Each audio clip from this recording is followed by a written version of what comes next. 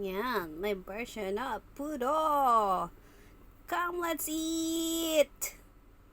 Na yung puto. Steam. Ngayon yung puto ko.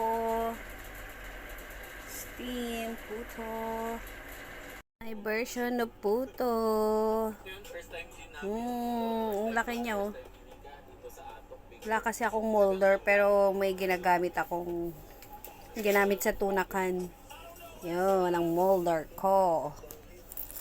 Sarap siguro ito kung may itlog na maalat. First trial. Yummy.